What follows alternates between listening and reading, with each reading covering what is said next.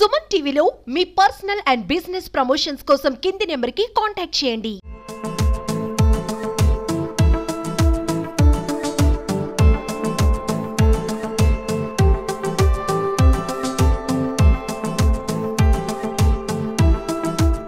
Welcome to Suman TV. నేను మీ సుప్రసాద్.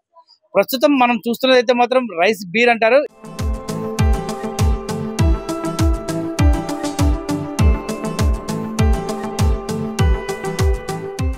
గిరిజనులు ఎంతో ఇష్టంగా తాగే ఒక ద్రావణం వంటిది. అయితే దీన్ని వైన్ అని కూడా, గిరిజనుల రైస్ వైన్ అని కూడా అంటూ ఉంటారు.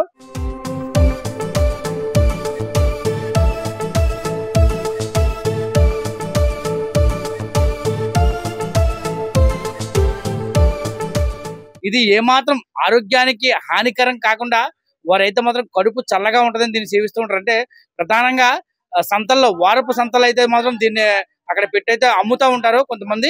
అయితే ఇది సుదూర ప్రాంతాల నుంచి, కొండలపై నుంచి వస్తున్న గిరిజనులు అయితే మాత్రం ఇక్కడ వారు పండించిన పంటలను అయితే మాత్రం ఈ సంతకు తీసుకొచ్చి ఇక్కడ అమ్మి వారు కావాల్సింది ఇక్కడ నుంచి కొని పట్టుకెళ్లే తరుణంలో అయితే మాత్రం వారు కాలినడకన వస్తారు కనుక వారు మళ్ళీ అంతే ఎనర్జీగా ఆ అటవీ ప్రాంతంలోకి వెళ్ళాలంటే మాత్రం ఖచ్చితంగా వీరైతే మాత్రం దీన్ని సేవించి వెళ్తూ ఉంటారు. ఈ బియ్యం వండేసి ఇది బుడుకల్లాగా చేస్తారండి.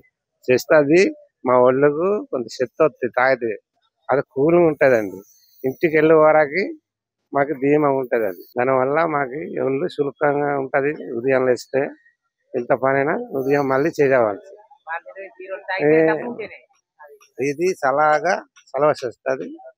మంచికి ఆరోగ్యం కూడా మంచిగా ఉంటదండి. ఇది బియ్యంతో తయారవుతుంది. ఆకలికి పనిచేస్తుంది, కడుపు నిండుతుంది. దీని వలన ఏం అవ్వదు, ఏటు బాధలు రావు.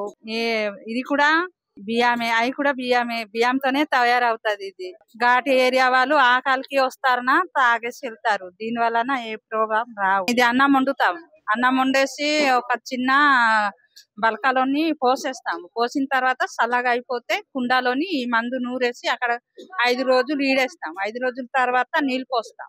అంతే, దీనికి ఏం ప్రాబ్లం ఉండదు. నిత్యం మనం తినే ఆహారమైన అన్నాన్ని అయితే మాత్రం ఉడికించి 5 రోజుల పాటు దాన్ని పొలయబెట్టి దాంట్లో ఈ చిత్రమూలిక అని చెప్పేసి అడవిలో సేకరించిన వేళ్ళని అయితే మాత్రం దీన్ని గుండ కింద చేసి అయితే మాత్రం దాంట్లో వేసి ఆ అన్నాన్ని అయితే మాత్రం గట్టిగా నీళ్ళతో పిండడం వల్ల ఆ నీరు, అంటే ఇది మజ్జిగ టైప్ లో అయితే ఉంది, ఆ మజ్జిగ టైప్ లో అయితే మాత్రం ఒక ద్రావణం వస్తుంది. దీన్ని సేవించడం వల్ల కడుపులోని అనారోగ్యాలు ఏమీ రాకుండా నులుపురుగులు పోవడంతో పాటు వారైతే మాత్రం ఎంతో ఎనర్జీగా, అంటే చాలా ఉత్సాహంగా అయితే మాత్రం అటవీ ప్రాంతాన్ని కొండలు ఎక్కుతారని అయితే మాత్రం చెప్తున్నారు. బీర్ అంటే దీని బియ్యంతో తయారవుతుంది. బియ్యంతో అంటే ఆ బియ్యాన్ని అన్నం వండేస్తారు.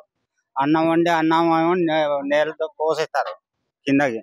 కింద పోసేసిన తర్వాత చల్లవారిన తర్వాత దానికి ఈ మందు గుండాలు కలిపి మరి నూరేసి కలిపేసి మరి కుండలో అది ఎత్తుతారు.